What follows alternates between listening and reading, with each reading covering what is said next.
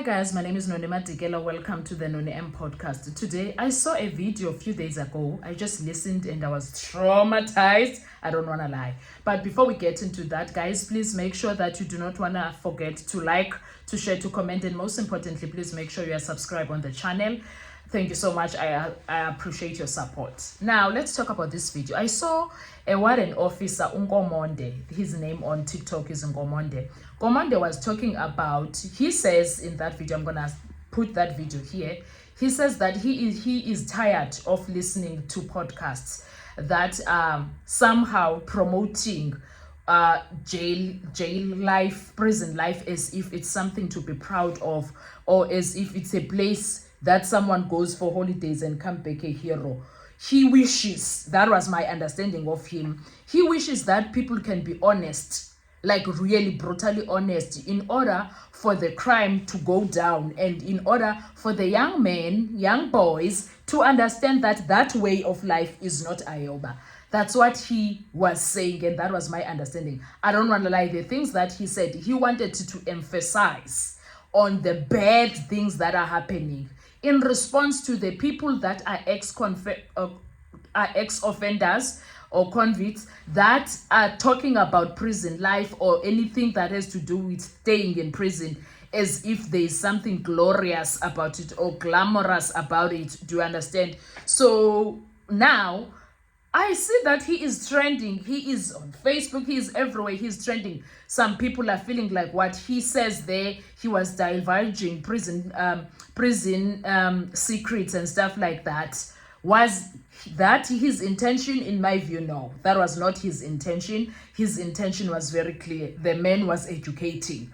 So it depends on someone's, level of understanding, level of comprehension. Then what I discovered from him trending and how people are responding and how people are being rude in his comment section, I was like, we have a problem in our country. Honestly, we do. We honestly have a problem in our country. Last night, he held a live where there were discussions. Now I was so traumatized. I couldn't listen any further. I was so scared. I was so traumatized, as if I have my mother's child who is in prison. That's how I got traumatized. It was so traumatic to listen to the things that he was saying and the questions that he was asking the people. But nonetheless, ex-offenders were offended that he talked about prison things that are not supposed to be said. But the question is, why are you glorifying that life of staying in prison as if that place is supposed to be a place that needs glorification? That was his question, because that's where he is. Don't make it sound as if it's a place that it's okay for anyone to go there. It is not. He says that place traumatizes them as workers. How much more of the people that are offenders, if them as employees are traumatized? Anyway, I'm going to put the video that angered so many people, because there's a lot of people that are angry. Others are like swearing at him. And then I'll come back with another video where we listen to an ex-offender responding to him, saying that 90% of what he says is true, but then you are going to listen to that part yourself. And then the other one is where he also responds. Guys, it's a lot, because he's like, I don't have a problem with people educating, but in your education, be honest.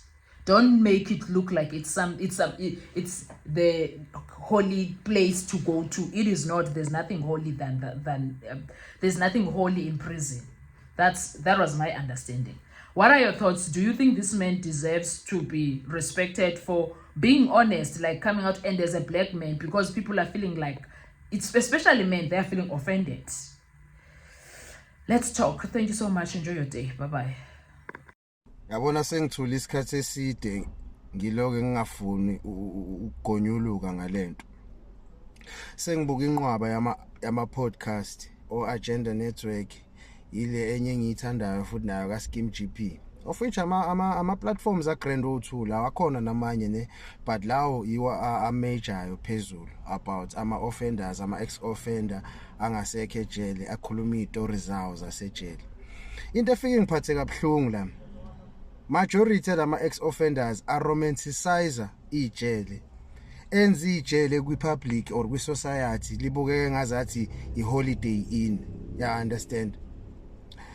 Mina as umuntu osebenza ejele ngizokutshela straight, musukukhohliswa abantu abake baboshwa baphuma ngaphandle ejele.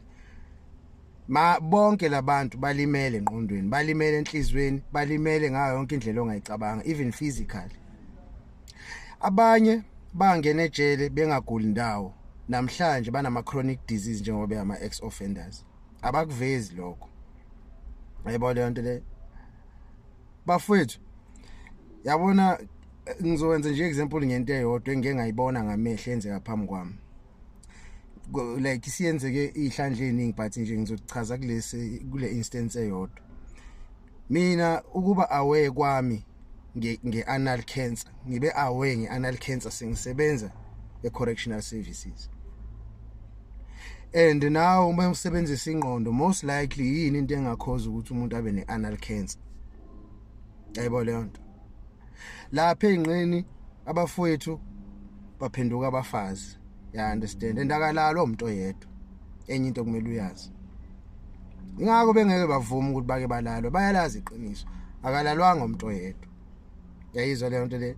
Emva kwalapho wonke ama objects ongawacabanga ama contraband noma illegal ejele bawafihla khona lapha kwi-anal, kwi-anus. Yabo? Kungaba ifone iyangena lapha kule yambobo. Ngoku like iboshwe zayifaka ifone engqeni ihlala esiswini. Immese, ama drugs, yonke into ongayicabanga bayayifaka engqeni, bathi ukapha ngolimi lasejele.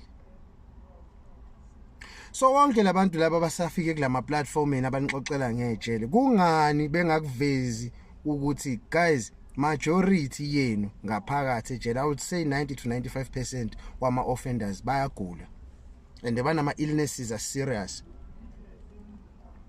Ngikhuluma ngento engiyaziyo, ngikhuluma ngento engiyiphila almost every day, umsebenzi wami lo ngikhuluma ngawo.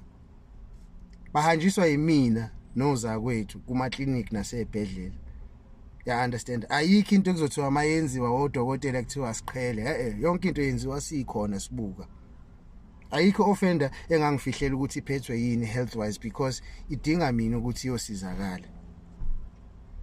So musani ukumisleader i-youth niloke romanticize ukuba sejele guys. Akuyona kuphela indaba zomalalana ejele, kuningi okwama factors, ya understand, kuningi and okungekho grand. Mangithi kuwe le ndawo yayilimaza ingqondo, hayi kancane iyayilimaza ingqondo, iyamlimaza nomuntu siqu sakhe. Ngiyaphinda namanje kukancane ukuthi ngane umuntu ekuthiwa utolile ejele, uphumile ejele, ophila kahle ekhanda. Ngiyakutshela iqiniso lelo, ukuthi nikasi ibona mawukuthi mhlambe nginesibazi la, kunezibazi ezingabonakali ngokwehlo lenyama kodwa ezingapholi futhi ezinkulu okudlula isibazi leso sibona ngamehlo. Majority ama ex offenders abantu abafaceane nezinto ezifana nalezo guys. So asiyena ukushuka khotha lento siloke senza ngazathi kwi public there's something nice or something heroic ngokuthi uboshiwe. Yini emnandi ngokuboshwa? Cause ijele livulwa ngo8 ekseni. Ngabo 2:30 to 3 liyakhiwa. Ufana nesilwane esifuyiwe. Ende masenikhiyeliwe senivalelwe nodwa emaseleni ngaphakathi, yila imkhuba egileka khona. Alingohliswa abantu, imost labafethu abama ex convict abagijima beyophapha kuma podcast bezenza izinto ezazithafa ejele. Siyazi ukuthi nanidayisa ngemzimba ejele. Abanye bembeni omahosha ejele. Khuluma iqiniso. Abanye benu ukuze nithola indlela yokusurvive ejele benidayisa ngezinqa. Nimunye amanye amadoda imthondo lapho ukuze nikwazi ukuthi nibe nento ethile niyibekayo etafuleni nani nikwazi ukuhlanganela lezi zinto enidingayo lapha nalapha. Akungathi namhlanje seningaphandle kumele ngabe yinini enibuya isizwe nitshela abantu iqiniso, nitshela abantu the real traumatic experiences enwaface inside of prison. Ukuze ingane ezincane ezikhulayo zokwazi ukuthi akuyona indawo yokudlalela le. Engikwaziyo yabona ama ex convict afunda ilesson ngaphakathi ejele. ngeke uwezwe gijima ekhulumana nenombolo estradini ngeke uwezwe futhi ehambe phapha eqhambisa ukuthi wona akaboshwa kwasho kwagcina awayikhulumi lezo zinto yilo muntu obede isikhebereshe sasejele ngaphakathi uzofuna ukuzowenza ijele elibukeka ngazathi liyinto enhle ngaphandle